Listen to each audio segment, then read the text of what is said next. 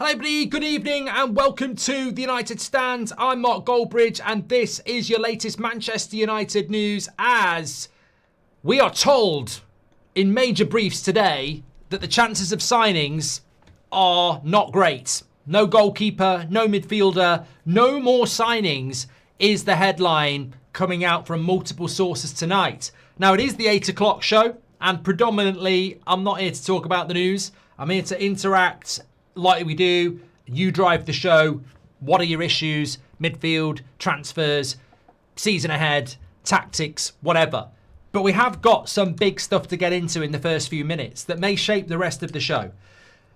From multiple people today, Man United unlikely to go for another midfielder beyond Baleba and unlikely to go for a goalkeeper because Onana is staying. Which would mean that for the rest of the season, we are what we are and we go with what we've got. And many of us feel that is a huge risk. However, what I'm about to read you will become clear about who is saying we're not getting any signings.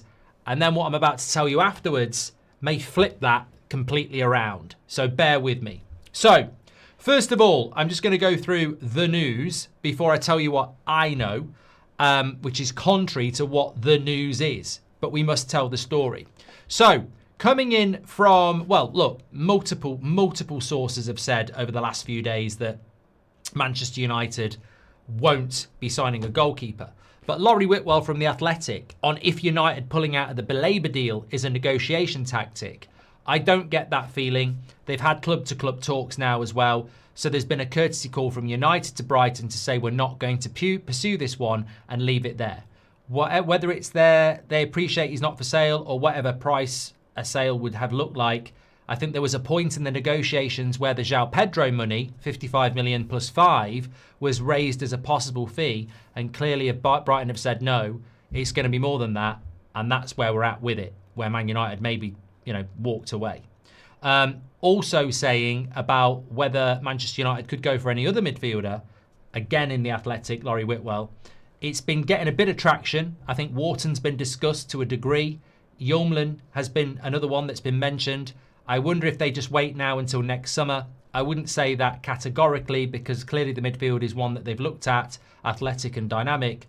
I wouldn't rule it out, but I get the feeling that Baleba was the one they would try and do.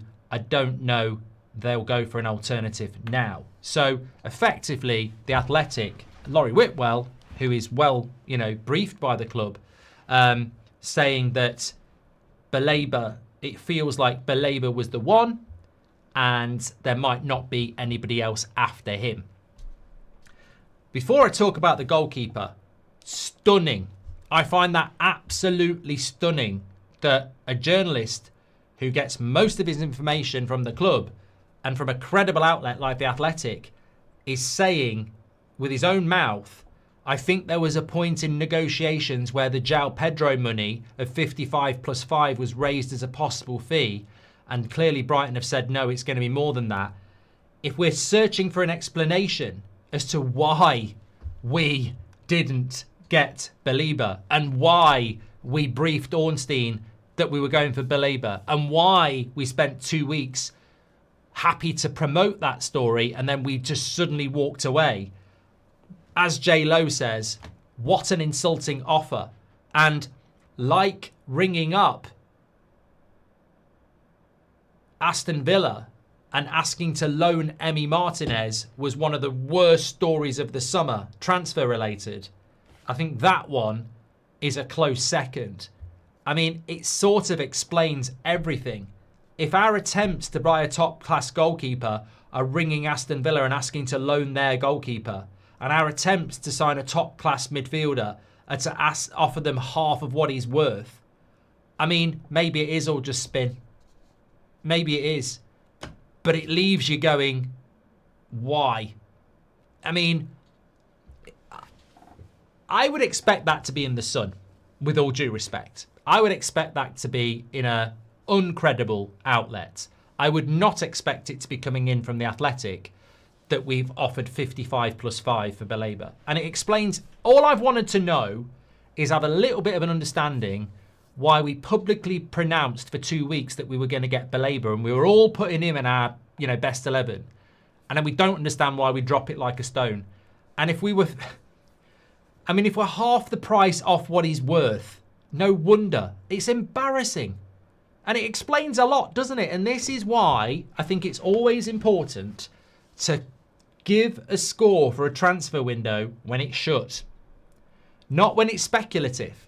Because last week, myself included, we're getting very excited about Baleba, saying we could get Donnarumma and Baleba, and this could be an 8 out of 10. We're languishing on a 5 out of 10, in my opinion, and it might not get any higher. We've sold nobody. We're not getting Baleba. We might not be getting a goalkeeper. And we apparently may have offered 55 plus 5. They sold Caicedo for 100 2 years ago. And we think the world has changed to the extent that Brighton would let us have Baleba for 55 plus 5. That's the sort of story you never want to see the light of day, by the way. You know, that should be down in the coal mines, forgotten about for eternity.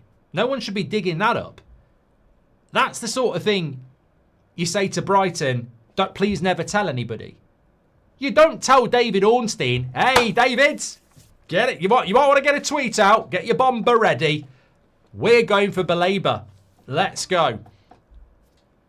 Tell the world. Fabrizio as well. We're going for Baleba. We're going for Baleba. Everybody, we're going for Baleba. Come on.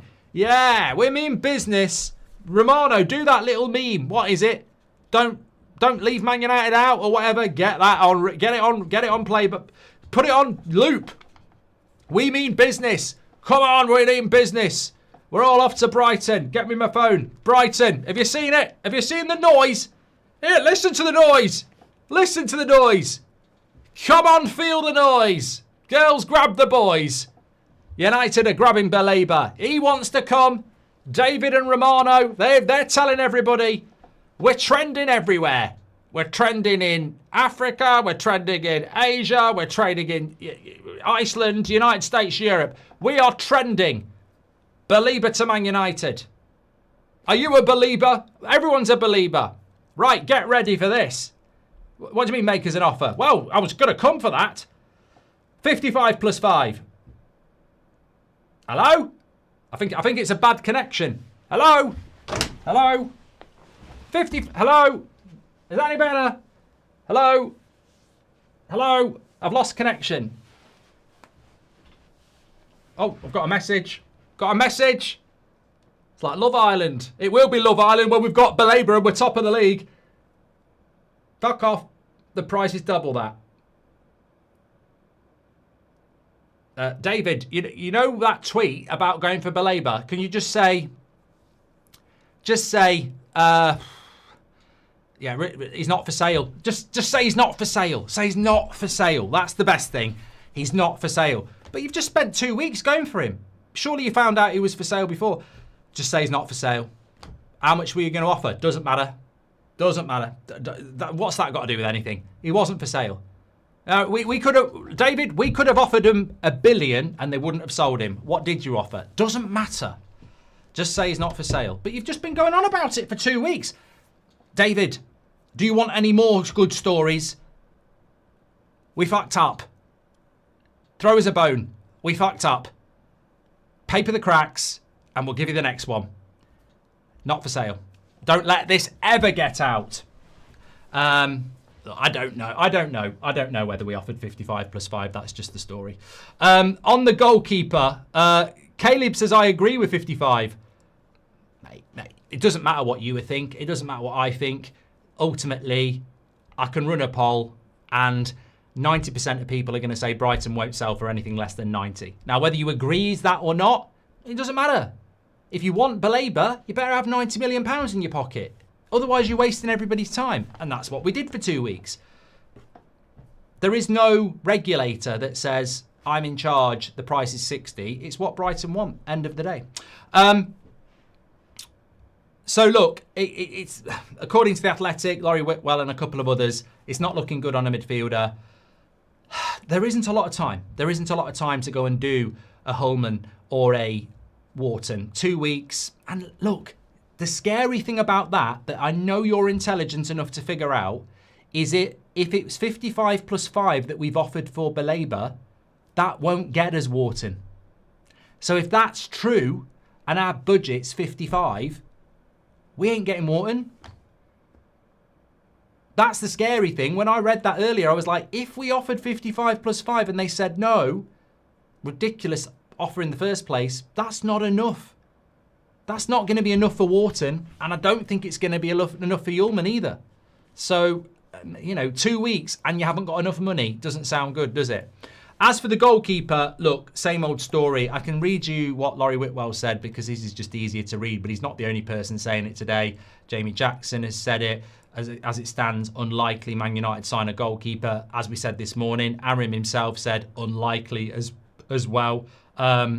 This is what Laurie Whitwell said. I've been told all along that a goalkeeper would be dependent on Onana's future, and there's been no indication that he would depart this window. They made a loan bid for Emi Martinez, which indicates they're not wholly satisfied with the goalkeeping department. No shit. But not to the degree where they'd spend £30 million. The Donnarumma stuff, that's not the one they're going to pursue. There's caveats. You never know what's going to happen in the market, but I don't sense any great appetite to pursue goalkeeper because they've spent money elsewhere on the goals, which was the big point they needed to address. Well, that I disagree with you, Laurie, unless you're speaking in the third person. I don't agree that £200 million have spent. Let me be blunt, and this is what an 8 o'clock show is all about. And I have got to tell you some stuff anyway that's new. I disagree. If United's policy was to spend £200 million on goals and leave midfield and goalkeeper, they're idiots. They're absolute fucking idiots. I would have said that to them at the start of the window. If you've got 200 million, don't spend it all on goals. Like, seriously, don't spend it all on goals. You've got to, you need to 150 on goals, 50 on a goalkeeper. Like, you've got to spend, you can't just spend it all on what's up top. It's ridiculous. You know what it's like? And this could be a man or a woman or anything in between, right? You get a load of money and you don't like your nose, you don't like your breasts, you don't like your arse, you don't like, I don't know, you think you're a bit fat, right? So you leave yourself a bit fat, you leave your big nose, you leave your flabby arse, and you just get a big pair of tits.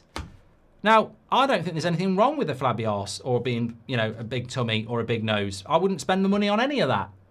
But if you were going to spend your money on the 4 things you don't like, you'd spend it on all of it. You wouldn't just go and get the big breasts. And I think that United, by the sounds of it, have just gone and spent their money on everything up top. And they've left other areas. And that doesn't make any sense to me. So, ultimately, what we've got is rather depressing. No more signings. Doesn't sound good that we're going to get a midfielder, and we only had 55 million for Baleba. Doesn't sound like we're going to get a goalkeeper because Onana won't go, and we don't value that position. And look, if you listen what Laurie Whitwell said, they're not wholly satisfied with the goalkeeper, but not to the degree that they'd want to spend 30 million pounds on it. Well, what do you think is going to happen if you want a new goalkeeper? You're going to have to spend 30 million pounds on it. So, I don't know. I think the window, when you look at yesterday, it's still a positive from where we were last year. But how much of God, finishing 9th is a positive. Finishing, 6th is a positive. I mean, what can Cunha and Burmo and Sesko do? I mean, they're going to improve us, but how far can they go with the weaknesses that we've got? But this is where I come in. Because over the last 6 months, it started in the March international break when we dropped the story that Amorim wanted to get rid of Onana and Wilcox wanted to get rid of Onana, and they made that decision there. Into April, when Delap was the #1 priority, and we dropped that first. Into May, into late April, when people were saying we're in for Semenyo, and we were told we weren't. Into May, when Garnacho, we said the morning after the final he was leaving because we got that before Romano, 3 hours before. Multiple stories that we've had. Yoro would start the final 3 days before. We've had a lot of interesting information come in over the last few months. So today, I haven't really asked for anything lately. I've just been very happy to just go along with it and observe it with you great people. I've not really been going after it because it comes with stress and toxicity. But I think today, with 2 weeks left in the window, and hearing that we're not going to sign any players, I just thought, you know what, I'm going to drop a message and I'm going to find out if I can, if there is any reason to believe that our transfer window is over. Because that is what you would predominantly get from everybody today from what I've just read. And that is why I've waited 19 minutes into this show to give you the exclusive from our source. And also, it's not like we're signing Isak, and it's not definitive, but it's not as depressing as some of the stuff that's coming out that we're not going to get a goalkeeper, we're not going to go for anybody else after Baleba. So what I got told this afternoon was that Amorim still wants a new goalkeeper and still wants a midfielder with intensity, speed and aggression. He still wants those two things and hasn't accepted that he doesn't need them. So Ruben Amorim is still of the opinion, firm opinion, that he wants a goalkeeper and he wants a midfielder. And those were two priorities going into the summer transfer window. So with 2 weeks left in the window, those two signings are still distinct possibilities as of today. The door has not been shut. People can talk about unlikely. People can say Onana's got to go. People can say Baleba was the only target, and he certainly was the plan A. But Liam Delap was the plan A. Gyökeres was the plan B. Ekitike was the plan C. Watkins was spoken to, and our current striker is Šeško. So it's not over. I think it says that on the thumbnail. It's not over. There's no guarantees. You're dealing with Manchester United and you're dealing with their negotiation team. But as of today, Amorim and Wilcox are still of the belief that Man United need two more signings, a midfielder and a goalkeeper. So I would not be closing the door on it, despite the multiple briefs that we've had today and ever since Baleba. United still are in the market. What I would say is, at no point could I get a name or even a hint of who we could go for. Because a goalkeeper could be, and a midfielder could be, you know, whatever. But don't necessarily believe what's being briefed. United may be doing a couple of things here. They may be lowering expectations into the reality that they might not do deals, or they might be lowering expectations to boost when they drop a couple of signings. So, and look, let's be clear. I would never say that Man United are ignorant to spin. I would never say that Man United are ignorant to PR. So, look, I still sit here actually confident that we will get at least one more signing. We need the two. Amorim wants the two. Wilcox wants the two. Obviously, you're going to be restricted by budget. I mean, look, as I say, I need to get into some of your comments because it's an 8 o'clock show, but I still have my theories and I still have hope that Emi Martinez will be dropped for the Brentford game, and therefore, in the final week of the window, something could happen. It's a stretch. You may as well call me Armstrong because it is a stretch, but you know, you've got to believe it, haven't you? And also, if we were going to offer £55 million for Baleba, we know we've got £55 million. And I can spend that £55 million on at least one top midfielder or one top goalkeeper, or to a certain extent, potentially both.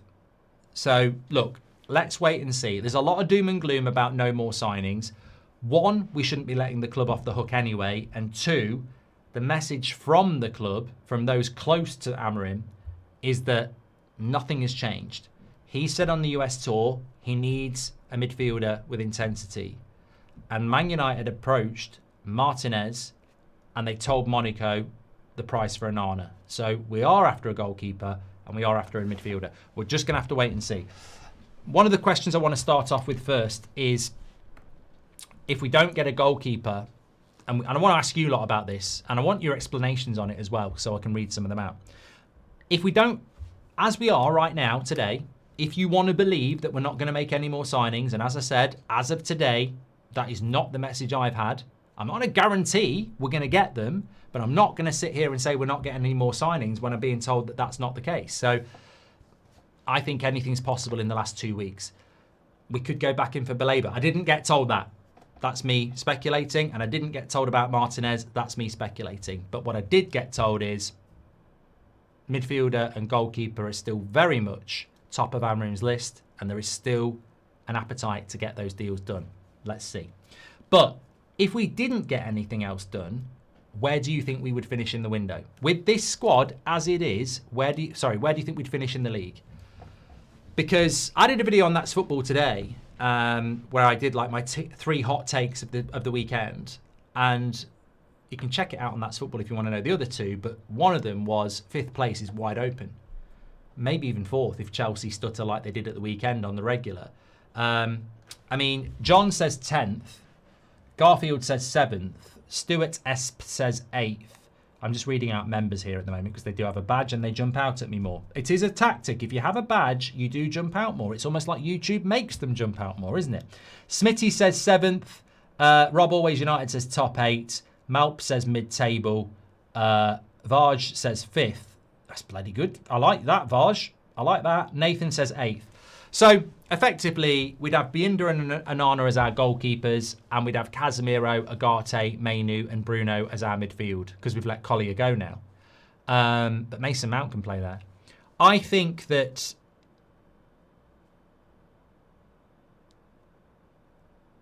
injuries are going to hit us as well.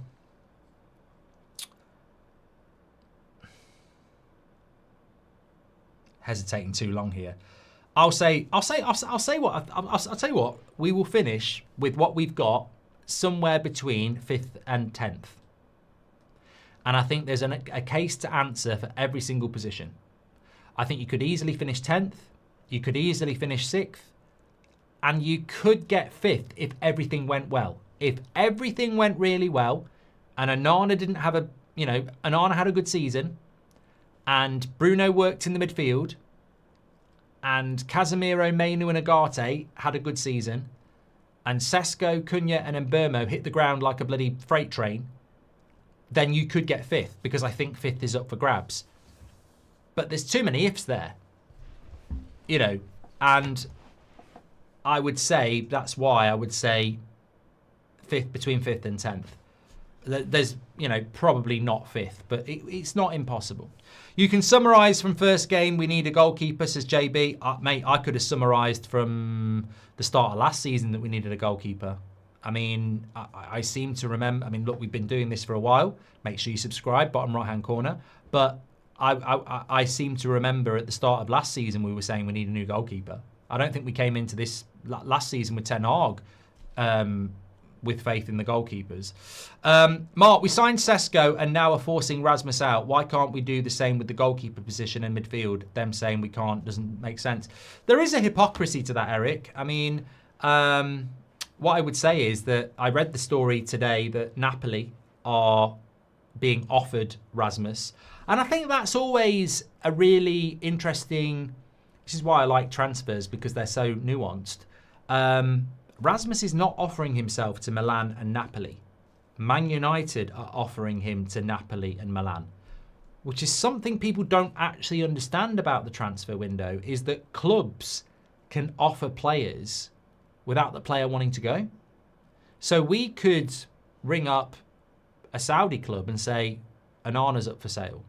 And that Saudi club could go, oh, well, let's have a look at it. But if Onana doesn't want to go, he doesn't go. And Man United have been doing that with Rasmus because they want to raise some money. We haven't sold anybody. I mentioned this yesterday, the James Garner effect. We sold James Garner to Everton because we couldn't sell the players we wanted to sell and we needed to raise some money. There's only 2 weeks left in the window. So Man United will be phoning clubs up, going, do you fancy this, do you fancy that? Xerxes was being mentioned this morning. Now, I don't know whether that's because Man United offered him up. I don't know.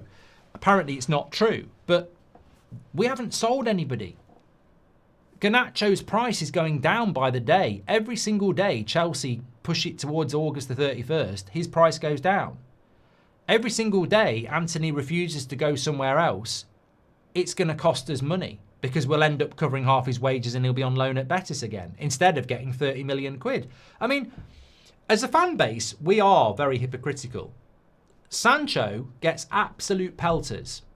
Antony is sat on his arse wanting us to pay for him to go on loan again. Oh, it's fine. You know, we paid £80 million for him. We've given him 200 grand a week for 3 years. There's offers on the table, but he won't go anywhere because he wants to go to Betis on loan where we'll have to pay half his wages. So, you know, Sancho gets a lot of hate, but I'm not saying anybody should get any hate, but let's not pretend like Antony's a good doing the best for Man United. He's another one. So I'm not surprised Man United are picking up the phone to Napoli and saying, do you want Rasmus? Because they're trying to find a club that Rasmus will go, actually, I want to go. I don't think he fancies AC Milan. Maybe because AC Milan are Italy's Man United. They're not in Europe. They're not where they should be.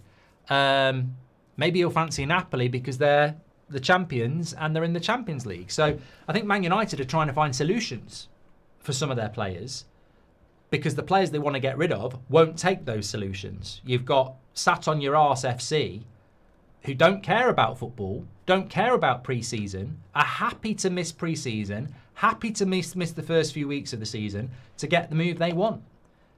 Stubborn, spoiled footballers. So, yeah, I think the reason you can try and force Rasmus out is because, like it or not, he's actually an asset that people want. He's a 22-year-old striker that has still got potential to other clubs, whether it be AC Milan, Leverkusen, Leipzig, maybe Napoli, certainly Inter.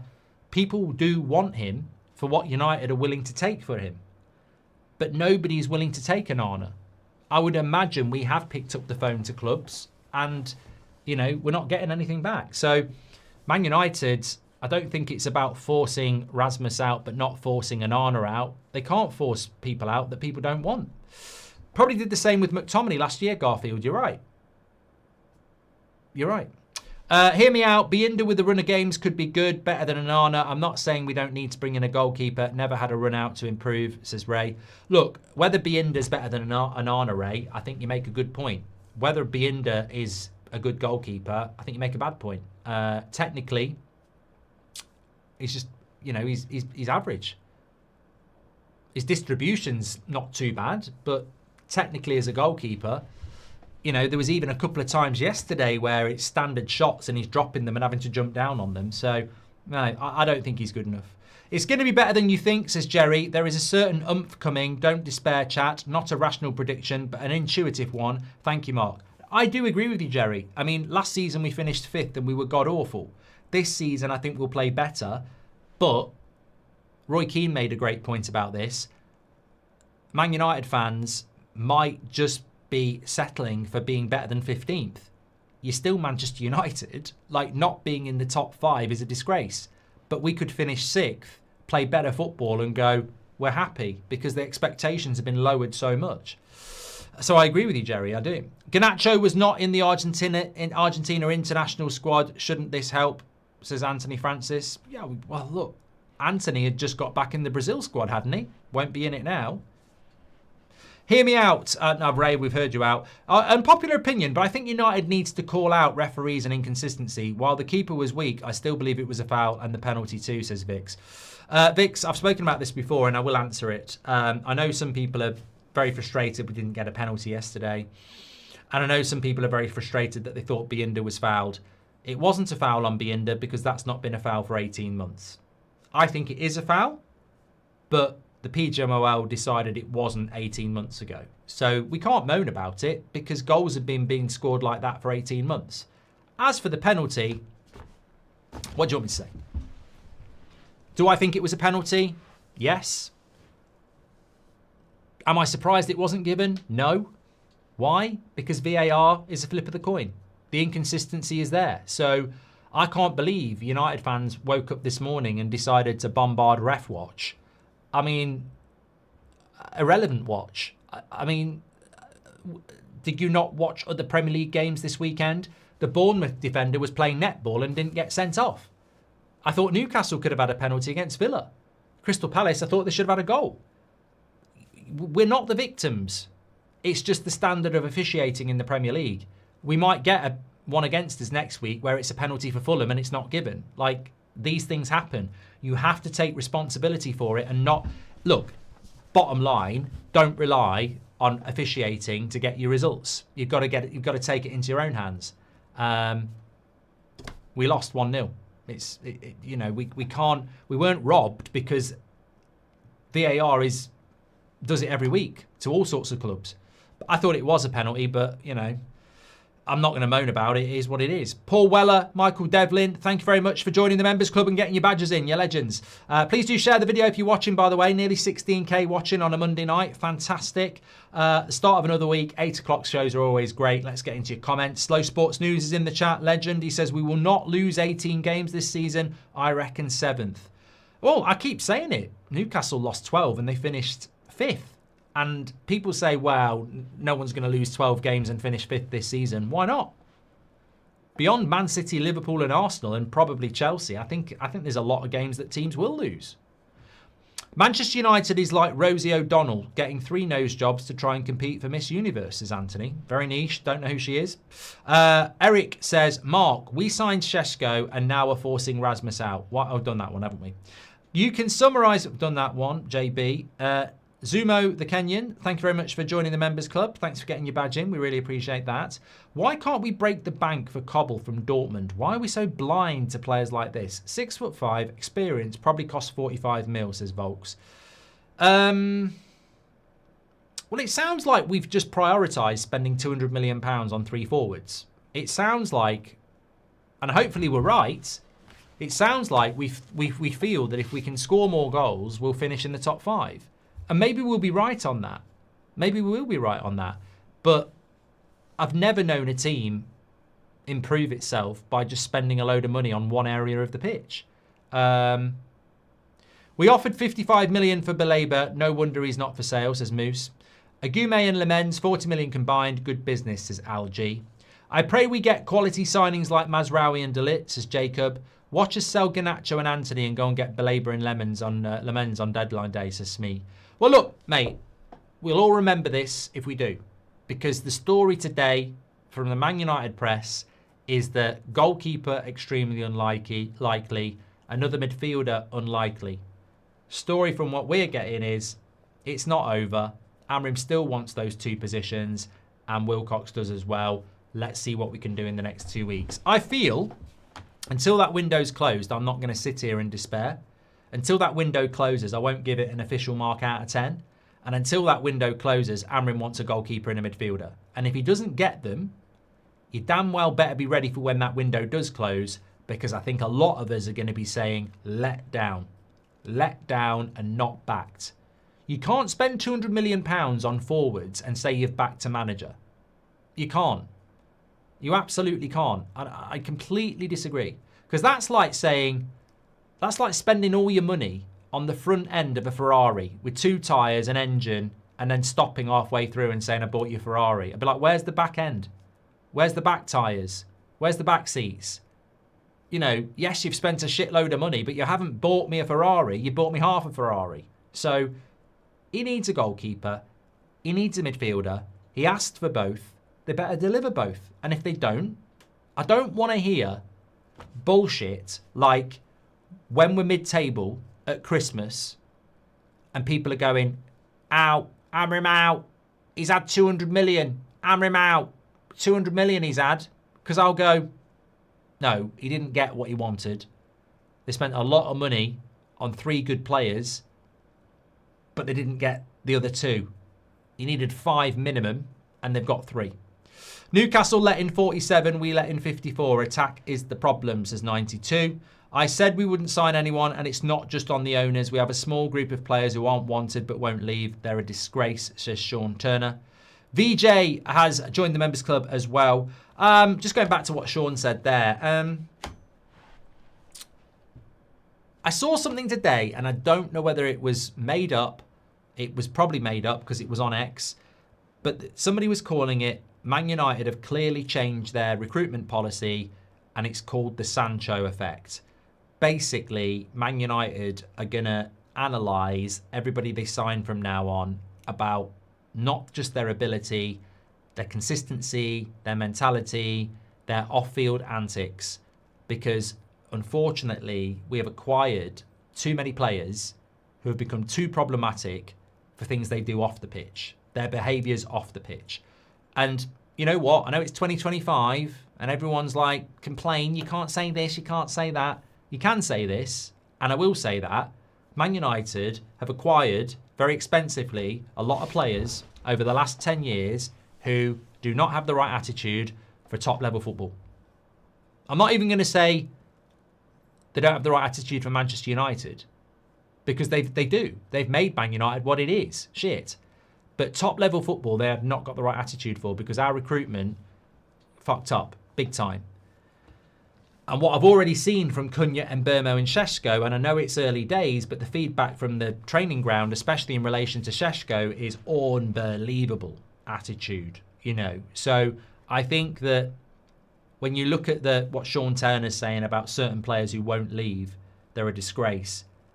You know, I would include, I don't know whether it'd go as far as disgrace, because I don't actually dislike the players. It's not about that. I dislike their attitude towards the club.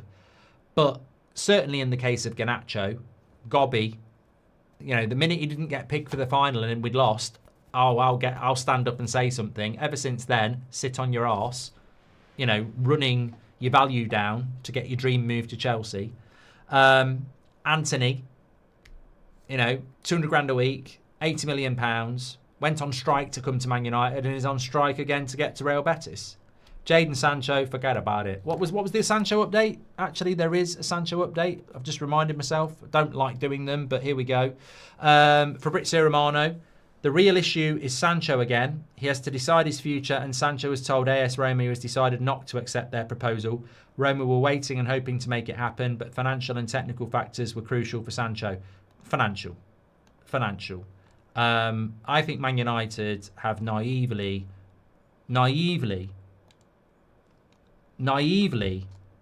I say naively 3 times because there is a recurring theme of naivety with Man United this summer transfer window.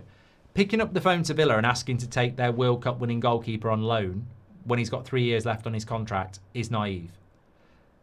Picking up the phone to Brighton and saying they'll give him 55 million for Baleba is naive. And how many hours do you think we've wasted, days, weeks, speaking to, at last count, 4 clubs for Sancho? At no point has he wanted to go to any of them. And that's what I mean. We've obviously been picking the phone up a lot to a lot of clubs trying to get Sancho a move. What a waste of time. Who's negotiated with Roma? Man United. And Sancho said no. Who negotiated with Juventus? Man United. And Sancho said no. Who negotiated with Chelsea? Man United. And Sancho said no. He turned down really good money at Chelsea. Really good money. I think Chelsea offered him 100 and something, 170 was it? No. I'll go back to Manchester. The minute he did that, I knew what was going to happen. The minute he turns down a deal at Chelsea on 170k a week, I knew what was happening. Chelsea are one of the best clubs in Europe. They're going to be in the Champions League and they're going to be at the top of the best league in the world, somewhere around the top 4. He turned that down. He turned it down for 2 reasons. One, in my opinion, he knows he's not good enough and he won't get much game time. And 2, why commit yourself to another 3 or 4 year contracts on 170k a week when you can wait another year, be free and earn more? It was 180 apparently, somebody said. Look, the reality is I don't know why Man United, and I don't know why we've had to put up with stories about us getting 15 million, 20 million, 25 million, 12 million. He's always running his contract down. He's got 1 year left in his contract and he's always running it down. He's like Antony waiting for Betis and running the window down. It's like Garnacho waiting for Chelsea and running his price down. Sancho's running his contract down. And I can't believe United have wasted time thinking they were going to get a fee for him. Absolute waste of time. VJ, thanks for joining the members club. Appreciate you. Big game in Armenia next week, Mark. Predictions, says Tom. Tell me the people. I'll tell you the score. Just pay the small clause in De Gea's contract and bring him home, says Frederick. Mate, that De Gea story is an absolute load of shit. But, you know, I wish it was true. I really wish it was true. I'd love De Gea back. I'd love him back. Could have held off on Mbeumo and got a midfielder and a keeper. Now the balance is off. This could be Amorim's Anana Mount. I hope it was the board, says Nick. Whoa, what a question. I've never thought about that, you know. I don't want to think of it, but now you've brought it in and I've said it. I can't sweep it under the carpet. So if we don't get a goalkeeper, here's a hypothetical. And I get these all the time, so good luck. If we don't get a goalkeeper and a midfielder, and I said to you, would you rather not get a goalkeeper and a midfielder and have the 3 signings we've got? Or would you rather have a goalkeeper and a midfielder and sacrifice one of the 3 signings we've got? What would you do? I'm going to run a poll. I don't know how I'm going to word this because I think it's absolutely brilliant. And it's hypothetical, so don't feel like you're betraying anyone. Would you rather... Either or, actually, we'll call it. Either or. Goalkeeper, mid... Cunha, Sesko. Goalkeeper, no goalkeeper, no mid. Can't type tonight. Cunha, Mbeumo. I mean, it's a bit unfair that we're doing it on Mbeumo, but I sense he's the... Well, that was the one that was mentioned. I'll come back to that. Thank you, Nick. Good question. Billy Welch says, two number 10 seems great, but it might prove to be confusing. Realistically, we spent 100 million on the midfield when Bruno stayed. We are better, but not Champions League good, says Billy. Mate, I could have run that one as well. I could have run that one. I could have said, would you rather no goalkeeper, no midfielder, keep Bruno, Cunha, Mbeumo, Sesko, or goalkeeper, midfielder, sell Bruno, Cunha, Mbeumo, Sesko here?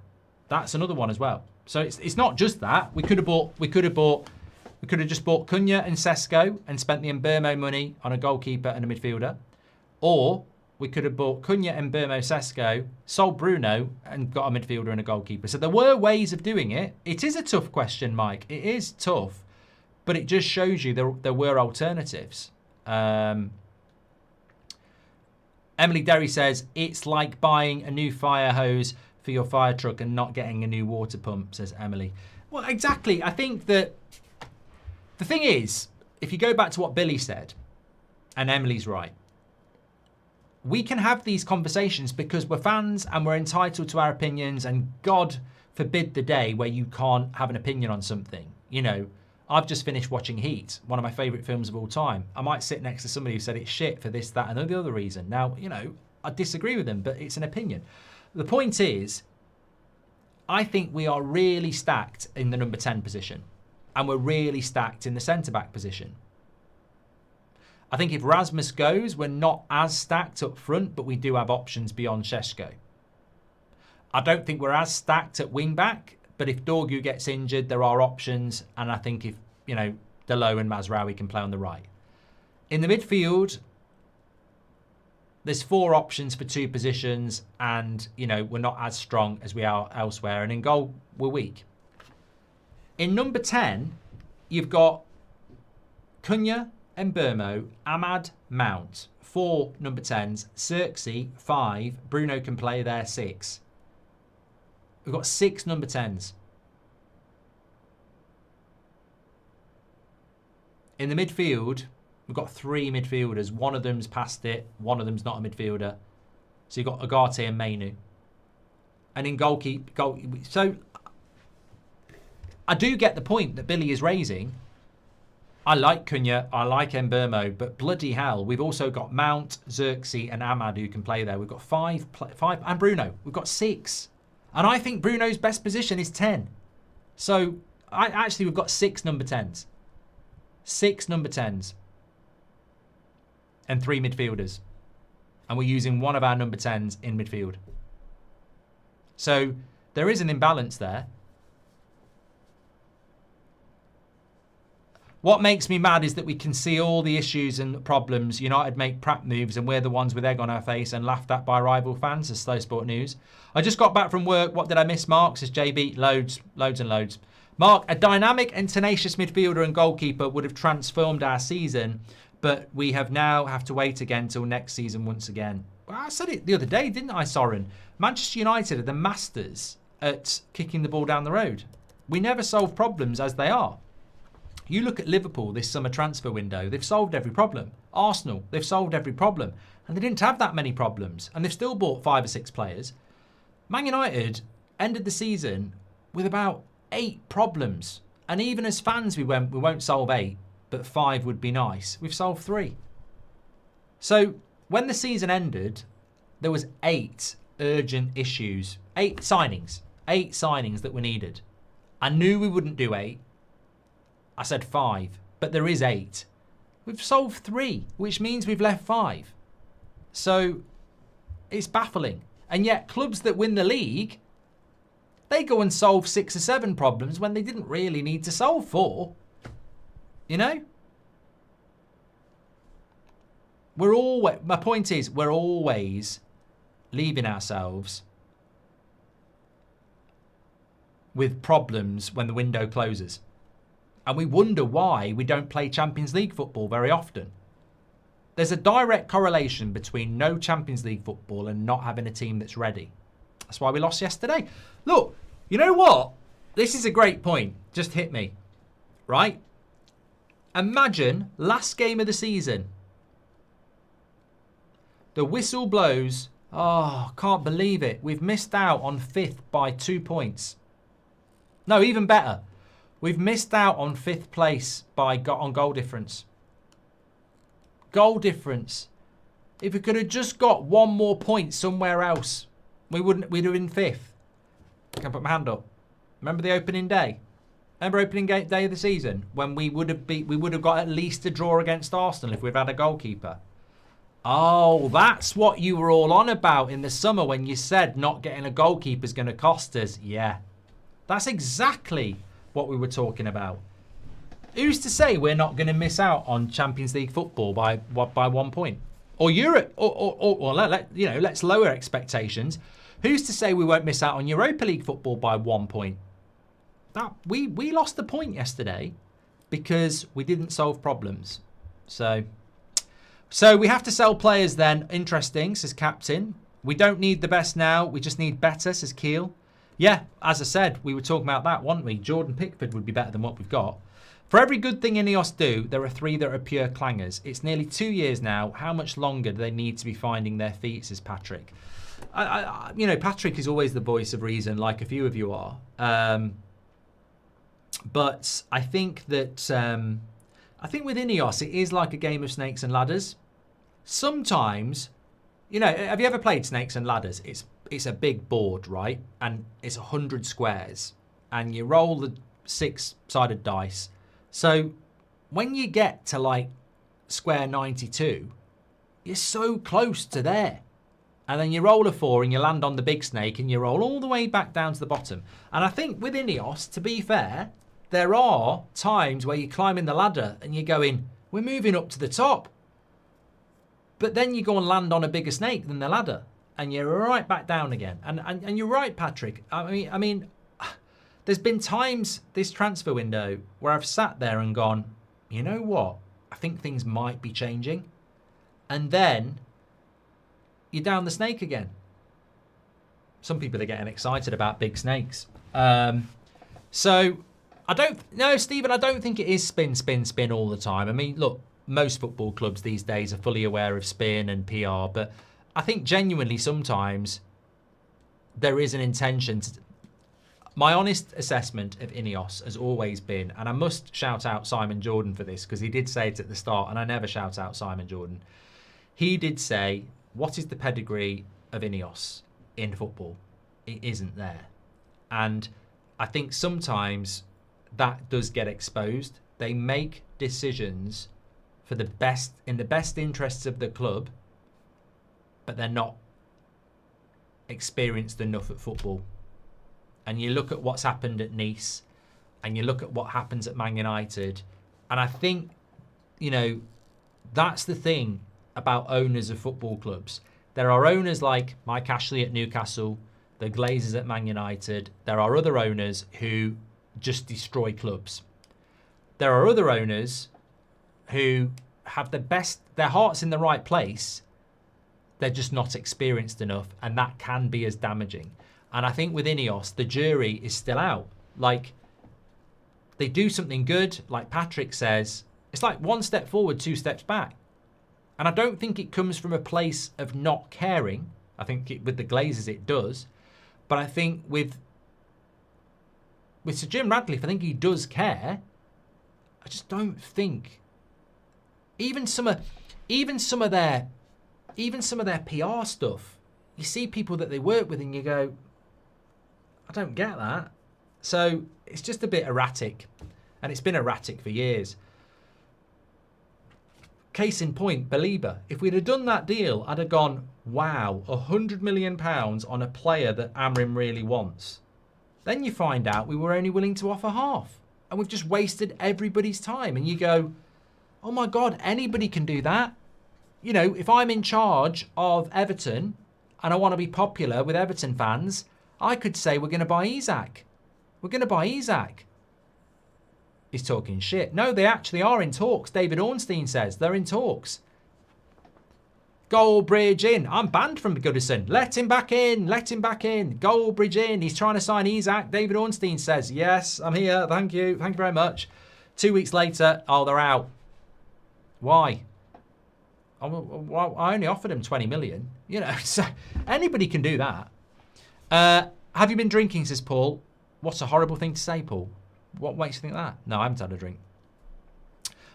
Do you think we could go for Baleba in January? Or Grillo, I just want to say you're probably a really nice person, but I cannot stand people who talk about January. It's almost like you're a bot. It's like you're a Glazer bot. You know, it's planting that seed into simpletons that it doesn't matter if we fail in the summer because there's another window in the future. And that is PR. That is PR. We get this every year. We mess up a transfer window and the first day after it closes, oh, you know what we're going to do? We're going to buy... What happened? What happened on February the 1st? David Ornstein, Man United are in talks for Kenda. And everyone was like, oh, it don't matter about January because we're talking to Kenda. We're in talks for Kenda. Remember, that actually is factually true. At the end of the January transfer window, when we didn't do enough, it dropped from Ornstein that we were in talks for Kenda. And everyone was like, whoa, it don't matter. Don't matter, look. Don't matter. It don't matter. What happens? A few weeks later, he's signing for Chelsea. Spin. You do have to wonder what these clowns are doing. I thought there was a plan. Was the plan absolute chaos? No goalkeeper, no midfielders, and utter jokes, says Mike. Yeah, look, I think there is a balancing act here, isn't there? Like, I completely agree that not getting a goalkeeper and not getting a midfielder leaves Amorim exposed. But Sesko, Mbeumo, and Cunha are never not going to be good signings. It's just... It's like, you know what it is? I like a good analogy. It's like having the plans for a brilliant house, right? And you're going to build it yourself, right? And everyone looks at the plan and goes, when that's built, that house is going to be brilliant. You've got a cinema room, you've got a huge kitchen, diner, you've got a lovely cozy living room. Oh, look at the bedroom. Oh, it's got a mirror on the ceiling. What's that for? None of your business. Anyway, you build it and you open it up and people come round and they go, where's the roof? I didn't bother with the roof.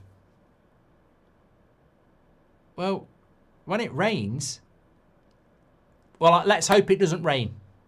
Let's hope it doesn't rain. And that's what we're doing. We've bought some really good players, but we've left out a really important element of the rebuild. And we're sat here going, I hope it doesn't rain. I really hope it doesn't rain. And that's, I think that's perfect. Because the plans have not been finished. We haven't put the roof on. It is lovely, apart from not having a roof. And if it doesn't rain, we'll be fine. But it rains a lot in Manchester. If Amorim said he look, as somebody said, it doesn't have to be Donnarumma. It doesn't have to be Martinez. It doesn't have to be an amazing roof. You know, you could just put something over it to stop it getting wet. But you got to do something. Would you ever have a mirror on your ceiling? I don't know. I don't know. I mean, never knock it till you've tried it. But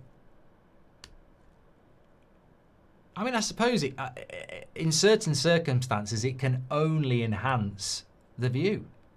They heard about the protests and spunners, says Swami. Been watching since 2021 and the same damn issue with the proper DM being needed is still plaguing this club, says Sick Mode Gaming. Fine Sancho 350 grand a week for random stuff. He'll soon go, says Luke. Thank you very much, Luke. Jacob says the analogy is even better when you consider it's been raining for 10 years. Goalkeeper is an easy excuse for Amorim. It's 2 matches now, yesterday and Europa, where we went down early but could never score. I would leave that one, GGMU. I think that's a post-Fulham thing. I'm very much of the mindset that we're so much better yesterday than we have been. The system wasn't the problem. The goalkeeper cost us a point, and a point against Arsenal would have been good in a very entertaining performance. I'd rather look at the positive than go, it's 2 games in a row where we've gone behind early and not been able to score a goal. If we struggle against Fulham, then that becomes an issue. But I feel against Fulham, the performance of yesterday will blow them away and we'll be saying, you know what, we can have a good season if we solve some of the issues. I just want to say hi, says Leo. Thank you very much. Boffman says, limited funds. Bruno stayed with Cunha, Mount, Xerxes and Ahmad at 10. 70 million on another. Can't buy world's best young midfielder who wants to join. Plan, says the Boffman. We've never qualified. I mean, it's a great point. Baleba did want to come. If I was Baleba, I'd be a bit pissed off if I read what Laurie Whitwell said as well. You know, we've spoken to him. We've decided, you know, we've got him to want to come, and then we've offered 55 million. I'd sort of be like, you fucking idiots. You know, I got really excited about coming to you, and you've offered that. Like, if you told me that in the first place, I wouldn't have took your calls. We've never qualified for the Champions League since Ineos have taken over, says Essie. They've only had 1 full season, to be fair. We made a big mistake not cashing in on Bruno, says Iber. And if Dorgu's last name was Dorginho, he would have threw a 75 million price tag. He is class. I tell you what, he can hit the ball as well. He can hit the ball. That would have been a banger. Luke Looker saying, breaking, I need any kind of job. Those player ratings were criminal. It's not. He shouldn't be sacked. He should be behind bars. There's always January, says Mr. Polford. I just feel like Delay FC. Look, as I said, positives. Don't listen to all the stories that we're not making any signings. From what I was told this afternoon, Amorim still wants a goalkeeper and a midfielder, and so does Wilcox. So let's see. Do you think the team worked yesterday with a 10 in the striker role? No. I thought Mason Mount and Cunha played well, but I don't think we created anything in the box because we didn't have a focal point, and we've just spent £66 million on Šeško, so we're not going to be playing a false 10, a false 9. Personally, I'd have stuck Rasmus up front yesterday. I think you always need a focal point. But we did play well, but you need to have a striker. Do you think teamwork... That was from Ross McRae, Magician, thank you.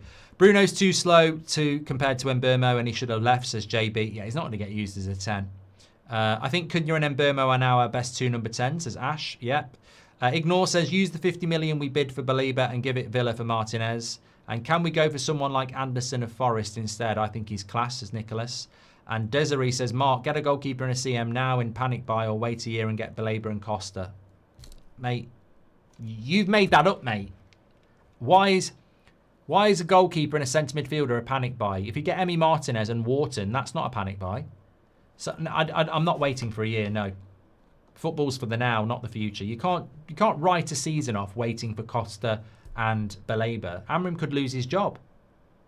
You should have added in there, wait a year for Baleba and Costa and risk finishing in the bottom half of the table and Amorim getting his sack. Anyway, I need to answer this. There was a very interesting question earlier on, and we posed an either or. Either or, goalkeeper, midfielder, Cunha and Šeško, or no goalkeeper, no midfielder, but you still get Cunha, Mbeumo and Sesko. 31% of you said you'd go for what we've got right now. 69% of you said you'd remove Mbeumo to get the goalkeeper and the midfielder. Remember, that also works with Bruno. You could say, sell Bruno, get a goalkeeper and a midfielder as well as the threes that we've got. I don't like it. I don't like the either or because we're removing Mbeumo, who I really like. But to be honest with you, at the start of the window, if you'd said to me, Cunha, Mbeumo and Sesko, or goalkeeper, midfielder, Cunha and Sesko, I know 100% I'd have gone goalkeeper, midfielder, Sesko and Cunha.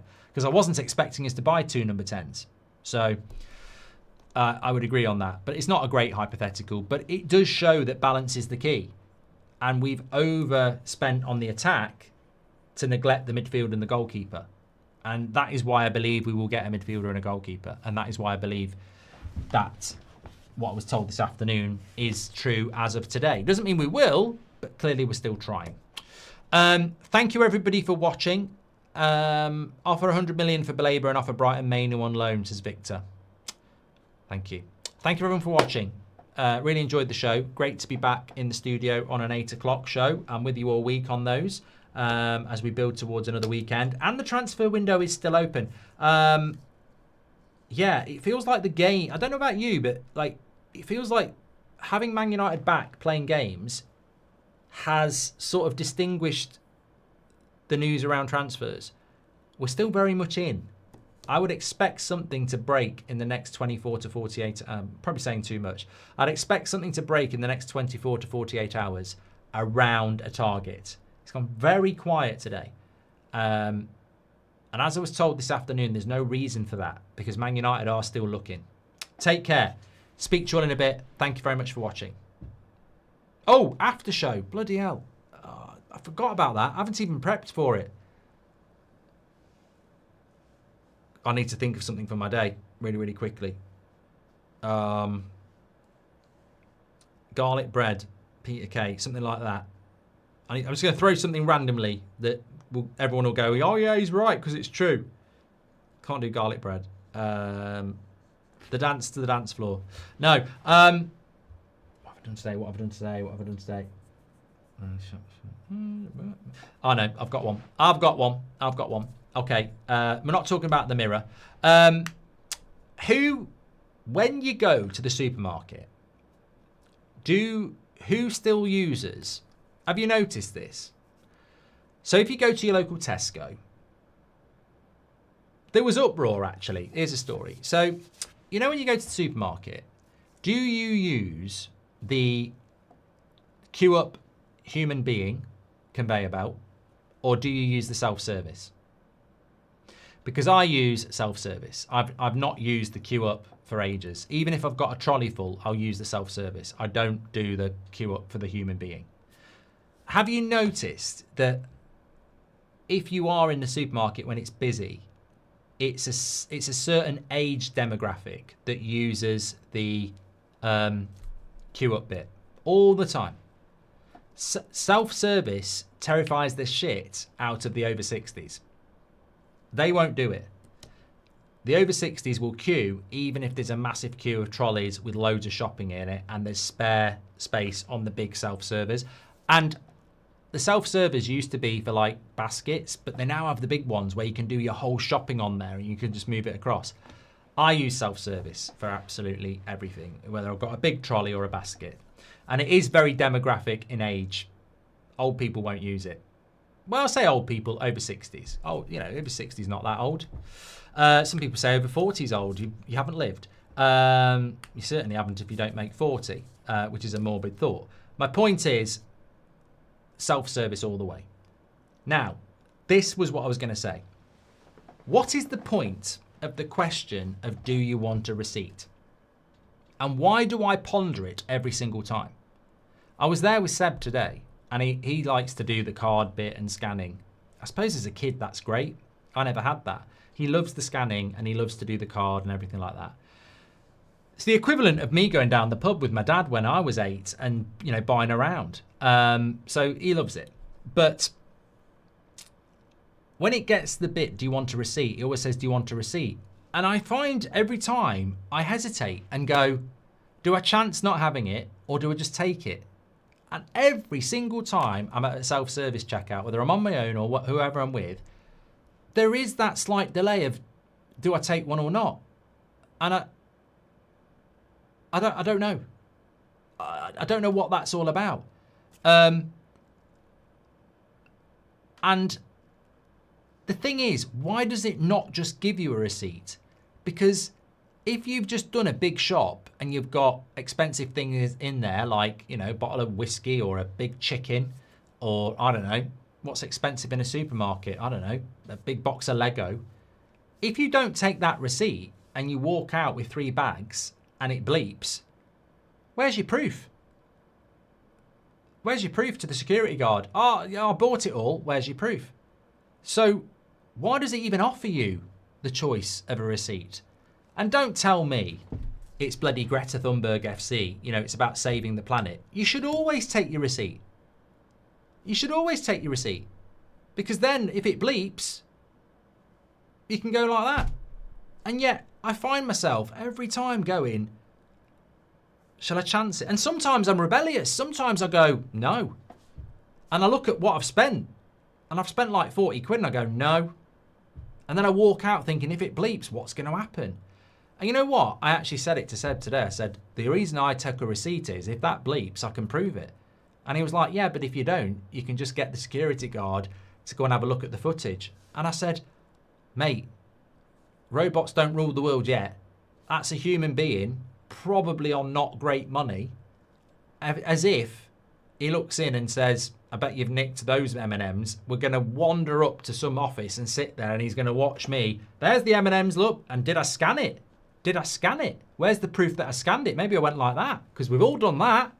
We've all done that, haven't we, with the expensive item? Oh, I did put it through and it didn't scan. Oh, you know. Thing is, though, in London, I don't know why I'm blaming London. In London, you see on TikTok these clips of people who just walk in, put a load of steaks in their thing, security guard watches them and they just walk out. And apparently the shops don't do anything about it. I guarantee if I walked in and accidentally on purpose didn't scan a Kit Kat, I'd get, they'd stop me. They'd stop me. Yeah, it's a funny one, isn't it? I don't know why I don't know why they offer you the choice of a receipt. They should print it off every bloody time. If you lose it or leave it, that's on you. But, yeah, definitely. Tizzy says you're a millionaire. Sure, it's a little different. Mate, I used to go out with a girl whose dad was very, very wealthy. No word of a lie. I lived there. When I moved over to Ireland, I lived in their house for a little bit until I found my own place. And we went and did the shopping at... Name me an Irish bloody Super Value was one. It wasn't that. Was it Dunn's or something like that? I can't remember. Anyway, we went and did the shopping and he liked fizzy water. I don't know why, because he used to fart all the time. Came back, gave him the receipt. They were very wealthy. Gave him the receipt. Next minute, he comes back. He comes into the living room. We just settled down to watch an episode of Friends. And he said, they've overcharged you for this fizzy water. I was like, all right. He says, yeah, it's, I've just been online and it's, I don't know, let's say €99 a bottle. They've charged you $1.99. So you've been overcharged by €2. I was like, who gives a shit? I didn't say that because I wanted to live there. And he said, we'll go back to the shop and sort it out. I didn't say anything because it was his house and I didn't want to get kicked out. But I tell you what, in the car on the way there for about 10 minutes, I was going, he's one tight shit, he is. What a tight shit. We're probably spending more of this in petrol to go and do it. What a tight twat. You know, but some people can be rich and be really tight. So yeah, I don't know what the point was. David says, I hate it when it says unexpected item in the bagging area. Then I think there's going to be an unexpected boot in your processor in a mini stupid machine, says David. Inquisition says, basically, it's a waste of receipt rolls for the company. They offer you the choice so they don't have to constantly replenish. Yeah, It's woke. It's stupid. Alpha says rich people stay rich by being tight. That's how they stay rich. I had the receipt that time. That would have been a really good stand-up routine if it had a few more jokes, but that's the sort of comedy I like, where you start with a story, it seems like someone else says something, and then you keep the story going. Because I could have said, if I'd have said no to the receipt, I wouldn't have had to do all that. Yeah, that would have worked really well. That is a true story though. Had to drive back to get €2 because we've been overcharged for 2 bottles of fizzy water. But that's why the rich stay rich. Some people just have it built in them. You know, I also know people who are terrible with money. Like, I'm not naming any names, but talking about shopping, right? You know, like a lot of people, I don't know whether they still do. I suppose we do. You do your weekly shop where you get food for the week. And it works out cheaper because, you know, you're planning in advance, you buy in bulk, etc. Works out cheaper. I also knew somebody who basically used to shop day to day, and they'd use something called the co-op.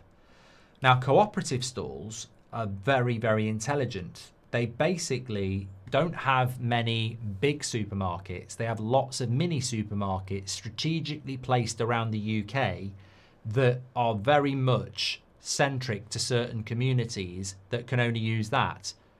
I don't mean in a diverse way. I mean, like, you know, they'll put a co-op in a town with 2,000 people and there won't be a supermarket for about 20 minutes.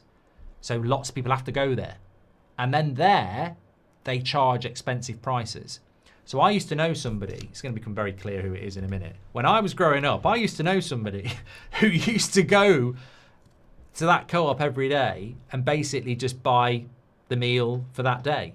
And I used to think, how much a week are they wasting compared to going to somewhere like Morrison's where they could buy what they want for the week in bulk?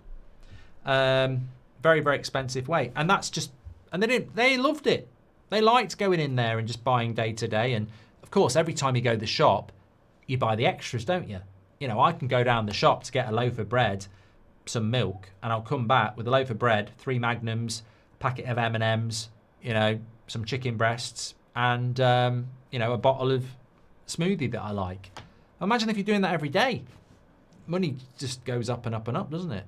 And that person was never that wealthy, you know. I only had 1 pair of trousers for school. I've really let that out now. So yeah, it's some people are very flippant with money, and some people are rich and very tight with money. How would I describe myself? I've been poor, and I understand the value of money, and I've also been in a situation. I think I'm somebody that when I know how to operate when I haven't got money, and when I have got money, I'm quite generous with it. Mainly on myself. You know, if I've got money, I'll buy myself the Old Trafford Lego set. You know, if I've got money, you know, I will buy that aftershave, even though it's expensive and I've already got some. But if I haven't got the money, you know, I will just, you know, I'll only have 1 holiday a month. No, I'm only joking. I'm only joking. Sam Diamond's been a member for 40 months. It's flown by. Much love. Well, Diamond by name, Diamond by nature. Do you remember Summerfield Supermarket, says Sleets? I do remember it. Quick save as well. Yeah. Have you ever built the Lego Old Trafford? No. No, I don't even know where it is. I actually don't know where it is. I bought it. I bought it in COVID, and that was the house before the... No, that was the house before the house... So basically, the house I lived in last wasn't the house I lived in COVID, and I bought it in COVID. I don't remember. I know it's somewhere, but I don't remember where it was. Oh no, it was in the loft in the last house, and then we've moved from there, and I cleared the loft out. So I know it's somewhere, but I don't know where it is. I do want to build it. But it's one of those things where, you know, you basically want to be bed bound or have a lot of time. But it'll be a collector's item when it's built, because we're going to knock it down. Jordan says, I almost got caught stealing and I didn't know. I don't think I've ever stole anything. Oh, rubber nicking gang, I have. Yeah, there was a time where I had a bit of a crime syndicate at primary school. I was probably about 7, and it was the 90s, and you know, everybody used to have a rubber to rub out their writing with a pen, with the pencil, and it all started because this one girl was just showing off about this rubber that she had. And it was like, you know, like the old LPs that you can buy, vinyl. It was like a blue one, and everyone's like, "Oh, your rubber's really great." So I was just like, "She's getting on my nerves," and so I went over and spoke to her.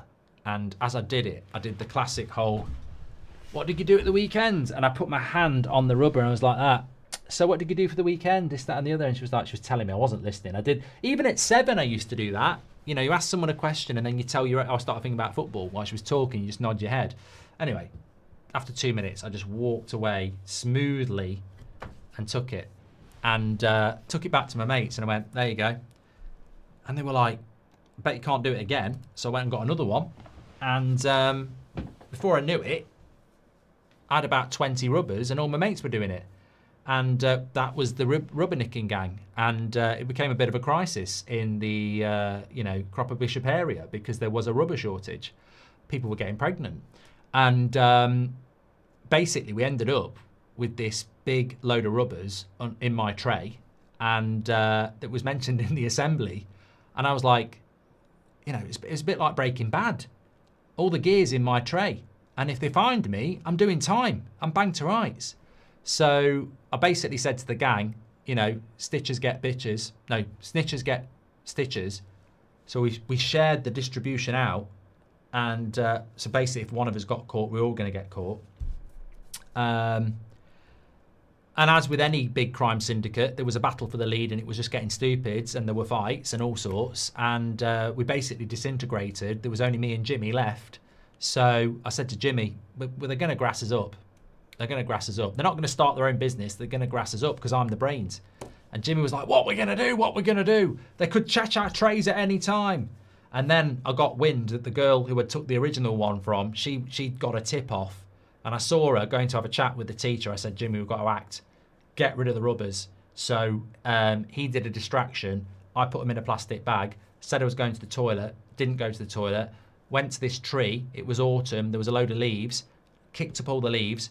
Put the bag under there, emptied it, got rid of the bag, washed my hands, buried them under some tree, under some leaves, went back to my room, sat down, said, Jimmy, it's sorted.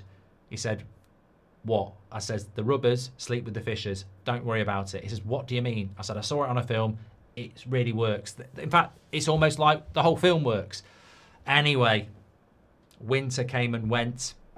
Spring came. The rubbers got found. By that time, the rats had got to them. They were chewed up. They were horrible. Of course, the teacher said, we've got evidence of who it is. This was before CCTV and DNA. We've got evidence of who's done it. Who? A bloody squirrel? So I said, Jimmy, he's panicking. He's shaking. I said, keep your mouth shut. Keep your mouth shut. The only way they get is if someone squeals. That's the only way. They've got nothing. And you know what they did? The teacher said, right, I'm going to give you the chance now to admit who it was. That little girl's looking at me who had the bloody disc thing. I said nothing. I just looked forward and went, nothing. And that was it. Never got caught. Never got caught. The rubber nicking gang. The big thing is, you know, I never really liked rubbers. And that one that she had, oh, it was great that it was a shape of an LP, but you know, imagine that. It was that thin. Imagine rubbing out like that. It was just a novelty thing. Give me the old-fashioned blue rubbers all the time. But I don't know.